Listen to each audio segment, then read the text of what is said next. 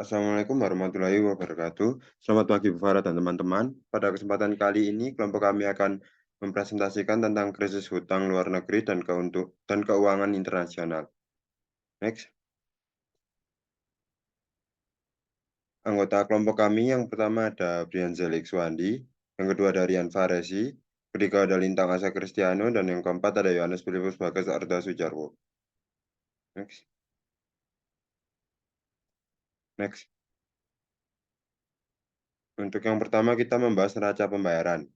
Jadi neraca pembayaran adalah catatan yang dilakukan secara sistematik atas keseluruhan transaksi ekonomi yang dilakukan oleh suatu negara dengan negara lain yang berupa perdagangan barang dan jasa, transfer keuangan dan moneter antar penduduk Indonesia dengan penduduk luar negeri selama satu periode. Next.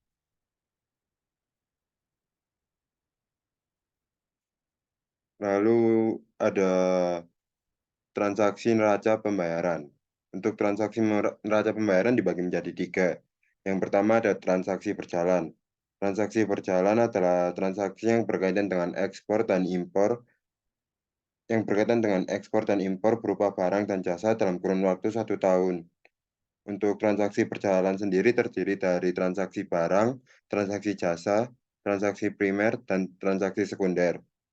Lalu yang kedua ada transaksi modal. Transaksi modal biasanya dipakai untuk mencatat hasil bersih yang diperoleh dari transaksi pengeluaran dan pendapatan modal. Transaksi modal Transaksi modal terdiri dari aset tetap dan hibah investasi. Sebagian besar transaksi modal berupa transfer modal. Dan yang ketiga ada transaksi finansial. Transaksi finansial adalah transaksi yang memberitahukan perubahan kepemilikan aset dan kewajiban finansial luar negeri dalam waktu satu periode. Adapun kategori yang ada dalam transaksi finansial ini adalah investasi portofolio, investasi langsung, derivatif finansial, dan investasi lainnya. Next. Lalu selanjutnya ada komponen neraca pembayaran. Komponen neraca pembayaran terdiri dari neraca berjalan, neraca modal, kesalahan, dan kelalaian. Untuk yang pertama, neraca berjalan. Neraca berjalan berfokus pada ekspor dan impor barang dan jasa, termasuk pendapatan investasi, pembayaran layanan utang, dan pembayaran bersih swasta dan publik dan transfer. Secara khusus, itu mengurangi nilai dari impor dan ekspor dan kemudian menambahkan arus pendapatan investasi bersih yang diterima oleh oleh luar negeri, lalu swasta bersih dan pengiriman uang dan transfer publik seperti uang yang dikirim oleh warga negara yang bekerja di luar negeri. Lalu selanjutnya ada neraca modal. Neraca modal atau yang sering disebut financial account mencatat nilai swasta asing investasi langsung, kebanyakan oleh perusahaan multinasional, pinjaman luar negeri oleh bank swasta internasional, dan pinjaman dan hibah dari penerimaan asing dan lembaga multilateral seperti IMF dan Bank Dunia, lalu mengurangi item yang sangat penting terutama untuk negara-negara debitur utama yaitu arus keluar modal penduduk. Lalu yang ketiga ada kesalahan dan kelalaian. Rekening rekening kas dan rekening cadangan internasional menjadi item penyeimbang dari kesalahan dan kelalaian. Komponen ketiga ini diperoleh dari pengurangan terhadap rekening dan kas dan cadangan internasional, neraca berjalan, dan neraca modal. Next.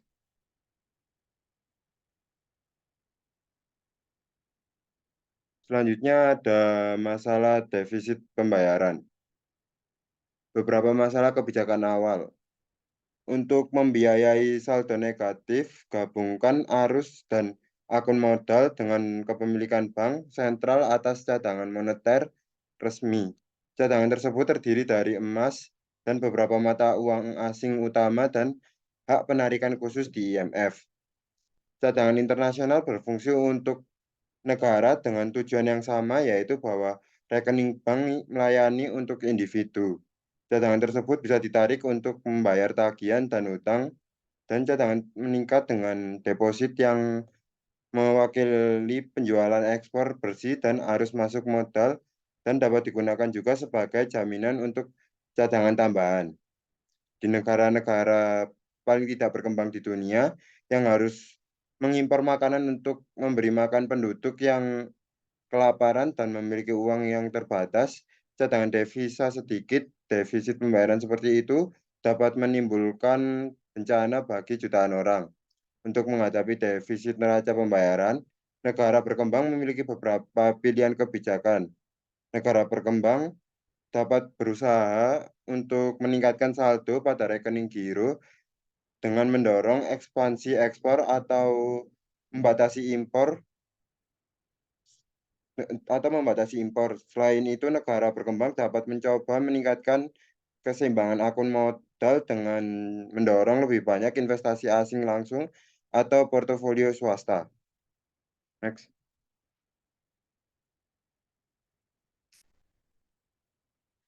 Selanjutnya ada tren neraca pembayaran.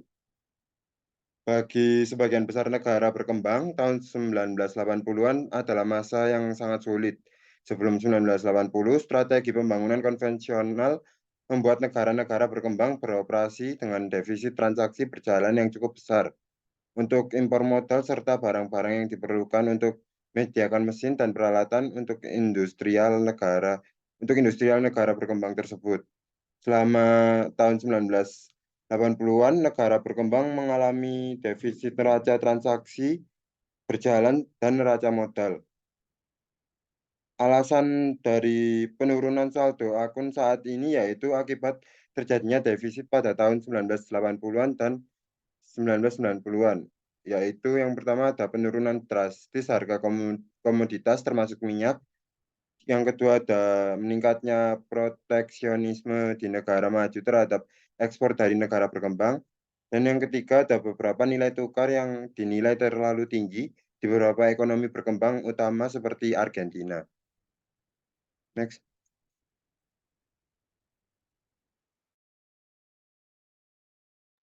Baik, terima kasih untuk kesempatannya. Di sini saya Rian akan membahas mengenai krisis utang negara berkembang. Oke, bisa di next.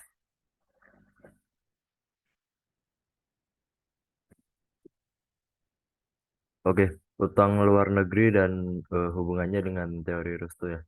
Utang luar negeri itu bisa didefinisikan sebagai utang penduduk atau residen yang berdomisili di suatu wilayah teritori ekonomi kepada bukan penduduk atau non-residen.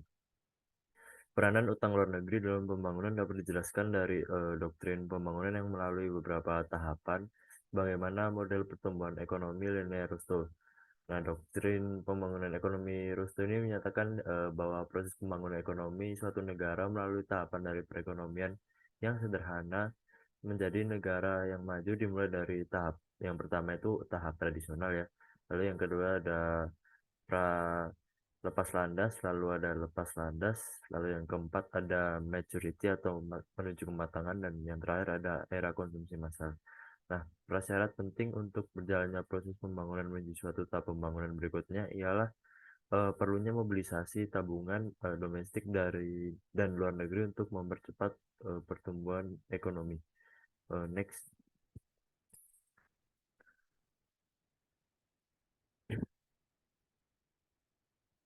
Oke, teori ketergantungan.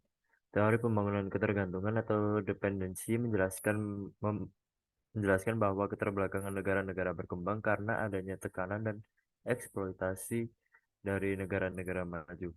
Bantuan luar negeri atau utang luar negeri merupakan sarana bagi negara maju untuk menguasai negara berkembang. Kondisi ini juga dirasakan negara Indonesia dengan jumlah hutang yang membengkak sehingga kedaulatan ekonomi menjadi kurang leluasa karena harus mengikuti agenda ekonomi yang disodorkan negara-negara donor sebagai prasyarat untuk mendapatkan kucuran hutang luar negeri baru. Next. Oke, untuk yang selanjutnya ada alasan kenapa pemerintah khususnya negara berkembang termasuk Indonesia membutuhkan utang luar negeri. Yang pertama, utang luar negeri dibutuhkan sebagai tambahan modal bagi pembangunan peranan fisik infrastruktur merupakan investasi yang mahal dalam pembangunan. Lalu yang kedua ada utang luar negeri dapat digunakan sebagai penyeimbang neraca pembayaran. Nah, penggunaan utang luar negeri sebenarnya tidak perlu terlalu dikhawatirkan selama digunakan untuk membiayai kegiatan-kegiatan yang produktif gitu. Jika berhasil, output perekonomian akan meningkat dan economic growth-nya atau pertumbuhan ekonomi juga akan meningkat. Next. Oke, utang pada negara Indonesia. Pada banyak negara berkembang, termasuk Indonesia, modal asing akan menjadi salah satu modal pembangunan yang diandalkan. Sebagai negara berkembang, Indonesia termasuk salah satu negara yang mengandalkan bantuan luar negeri untuk mendanai pembangunan baik melalui pinjaman atau utang. Nah, apabila utang luar negeri dapat membantu pembiayaan pembangunan ekonomi di negara-negara berkembang, termasuk Indonesia. Hal ini tidak lain digunakan untuk meningkatkan kemakmuran dan kesejahteraan rakyatnya melalui hutang dari luar negeri ya. Ibarat dua sisi mata uang, utang luar negeri ini memiliki dampak positif dan dampak yang negatif. Eh, Penggunaan utang luar negeri yang tidak dilakukan dengan bijaksana dan tanpa prinsip hati-hati justru akan merugikan negara dan dapat menimbulkan itu tadi krisis hutang. Oke, next. Oke, untuk yang selanjutnya akan dijelaskan oleh teman saya, Brian.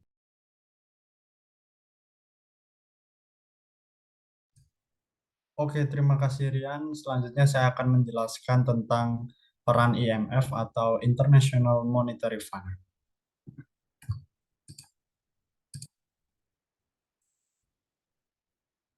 Horst Kohler, Direktur Pengelola IMF, pernah berkata demikian. Dalam dunia yang terglobalisasi, IMF dengan keanggotaannya yang universal merupakan salah satu titik tolak untuk mempromosikan pertumbuhan dan stabilitas. Nah, ini adalah sekilas dari tentang IMF. Jadi IMF adalah salah satu badan khusus dalam sistem PBB yang didirikan berdasarkan perjanjian internasional pada 27 September 1945 untuk membantu mempromosikan kesehatan perekonomian dunia. Dengan markas besarnya berlokasi di Washington DC, IMF diperintah oleh keanggotanya yang hampir global terdiri dari 184 negara. IMF merupakan sebuah organisasi dunia yang bertugas untuk mengatur sistem keuangan internasional serta menyediakan pinjaman kepada negara-negara yang membutuhkannya. IMF dilahirkan di bulan Juli pada tahun 1944 pada konferensi PBB yang diselenggarakan di Bretton Woods, New Hampshire, Amerika Serikat. Ketika perwakilan dari 45 pemerintah menyetujui suatu kerangka kerjasama ekonomi yang dirancang untuk menghindari terulangnya kebijakan ekonomi buruk yang turut mengakibatkan depresi besar atau Great Depression di tahun 1930-an. Ketika Perang Dunia II berakhir, negara-negara sekutu mempertimbangkan berbagai rencana untuk membangun kembali ketertiban dalam hubungan moneter internasional. Dan pada konferensi terbentuklah IMF. Beberapa perwakilan negara merancang suatu piagam atau pasal-pasal perjanjian dari suatu lembaga internasional untuk mengawasi sistem moneter internasional dan mempromosikan penghapusan pembatasan pertukaran valuta asing yang berkaitan dengan perdagangan barang dan jasa dan stabilitas nilai tukar. Dan kemudian ini adalah tujuan dari IMF. Yang pertama itu mempromosikan kerjasama moneter internasional melalui lembaga permanen yang menyediakan mekanisme untuk konsultasi dan kolaborasi tentang masalah moneter internasional. Kemudian yang kedua adalah memudahkan perluasan dan pertumbuhan yang seimbang dari perdagangan internasional dan dengan demikian ikut mendukung pembinaan dan pemeliharaan tingkat kesempatan kerja maupun pendapatan real yang tinggi dan pengembangan sumber daya yang produktif semua anggota sebagai tujuan utama kebijakan ekonomi. Kemudian yang ketiga untuk mempromosikan stabilitas nilai tukar, yakni untuk memelihara pengaturan pertukaran yang tertib di antara anggota dan untuk menghindari depresiasi pertukaran yang kompetitif. Kemudian untuk yang selanjutnya adalah membantu pembentukan sistem pembayaran multilateral dalam rangka menghormati transaksi berjalan antara anggota dan untuk menghapuskan pembatasan valuta asing yang menghambat pertumbuhan perdagangan dunia. Kemudian yang selanjutnya adalah memberikan kepercayaan diri bagi para anggotanya dengan menyediakan sumber daya umum IMF yang tersedia bagi mereka dengan tetap menjaga keamanan sumber daya yang secara memadai sehingga mampu memberikan kesempatan kepada anggota untuk mengoreksi ketidaksesuaian neraca pembayaran mereka tanpa mengambil langkah-langkah yang menghambat kemakmuran nasional atau internasional. Kemudian untuk tujuan dari IMF yang terakhir ini adalah untuk memperpendek waktu dan mengurangi tingkat ketidakseimbangan dalam neraca pembayaran internasional para anggota. Semua kebijakan dan keputusan IMF dibuat berdasarkan tujuan-tujuan yang ditentukan dalam perjanjian ini. Kemudian yang selanjutnya ini adalah peran dari IMF. IMF adalah lembaga sentral dari sistem moneter internasional, yakni sistem pembayaran dan nilai tukar internasional di antara mata-mata uang nasional yang memungkinkan dilaksanakannya kegiatan bisnis di antara negara-negara di dunia. Kemudian yang selanjutnya, IMF ini juga bertujuan untuk mencegah krisis dalam sistem tersebut dengan mendorong negara-negara supaya melaksanakan kebijakan ekonomi yang baik. Seperti diindikasikan dalam namanya, IMF juga merupakan suatu dana yang dapat dimanfaatkan oleh anggota yang memerlukan pembiayaan sementara untuk menyelesaikan masalah neraca pembayaran. Kemudian yang terakhir, organisasi IMF ini juga berusaha untuk mendorong pertumbuhan serta juga kestabilan ekonomi dengan mengeluarkan kebijakan, saran, dan juga dana kepada anggota dan juga bekerja sama dengan negara berkembang dalam membantu mereka mencapai kestabilan ekonomi makro serta juga mengurangi tingkat kemiskinan. Untuk materi selanjutnya akan saya serahkan kepada teman saya, Lintang. Baik, terima kasih atas kesempatannya.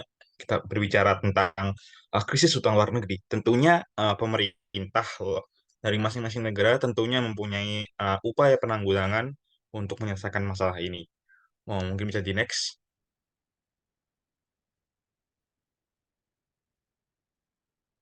Baik, yang pertama mungkin yang pertama ada upaya penanggulangannya. Yang pertama yaitu kunjungan ke berbagai negara.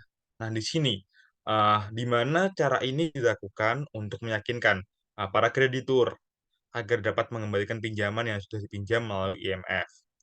Nah, yang kedua ada membentuk tim negosiasi utang luar negeri. Nah, di sini maksudnya ini dengan melibatkan berbagai pimpinan dari bank yang bertaraf internasional, contohnya seperti Standard Chartered Bank atau mungkin ada Bank of England dan mungkin bank-bank internasional lainnya. Nah, pembentukan badan ini bertujuan untuk restrukturisasi utang luar negeri perusahaan uang swasta Indonesia dan dibentuk melalui keputusan Presiden nomor 95 tahun 1998. Dengan tugasnya yaitu mengusahakan perbaikan utang luar negeri perusahaan swasta di Indonesia sesuai dengan kesepakatan pemerintah dan kreditur dari luar negeri. Tentunya harus ada kesepakatan ya dari pemerintah dan juga kreditur luar negeri agar upaya atau cara ini bisa berjalan. Terus yang ketiga ada melakukan intervensi atas valuta asing. Baik, di sini maksudnya yaitu dari semua bank umum berbadan hukum yang bersifat swasta atau mungkin milik negara, dilikuidasi ada 16 bank yang mengakibatkan kita memberikan kebijakan tersebut lewat keputusan Presiden nomor 26 tahun 1998. Itu jika di Indonesia ya. Nah, yang selanjutnya ada menjamin seutuhnya atas deposito dan pinjaman. Baik, di sini kalau di Indonesia itu dilakukan oleh Bank Indonesia, di mana Bank Indonesia melakukan intervensi atas pasar valuta asing dan kebijakan suku bunga SBI. Dan bank yang bermasalah dibagi menjadi dua kelompok, yaitu yang pertama adalah kelompok bank yang perlu rekapitulasi. Dan yang kedua ada kelompok bank yang perlu untuk diawasi lebih lanjut begitu. Nah, mungkin bisa di next. Nah, baik. Di sini ada membentuk Dewan DPKEK. Nah, di sini maksudnya itu dewan ini digunakan untuk penyehatan atau gimana ya, kayak memperbaiki gitu Badan Perbankan Nasional, bersifat mengawasi bagian administrasi untuk upaya perbaikan bank yang dinyatakan kurang sehat. Nah, yang selanjutnya ada kebijakan baru dari Menteri Keuangan. Nah, di sini eh, kebijakan Menteri Keuangan terkait perbaikan perbankan, seperti penguatan infrastruktur, finansial, dan juga pembenahan sektor real dari ekonomi negara tersebut. Nah, yang terakhir ada meminta bantuan IMF. Seperti yang kita tahu dari materi kita sebelumnya tentang IMF, di sini IMF berperan sangat penting karena mencakup kesepakatan antara negara atau suatu pemerintah dan juga IMF. Bisa di next. Terima kasih. Itu sedikit presentasi dari kami. Jika ada kurang lebihnya memohon maaf. Jika ada salah kata dari kami semua, kami juga memohon maaf. Sedikit kurangnya, sekiranya bisa diterima kepada teman-teman. Selamat pagi dan Assalamualaikum warahmatullahi wabarakatuh. Salam sehat.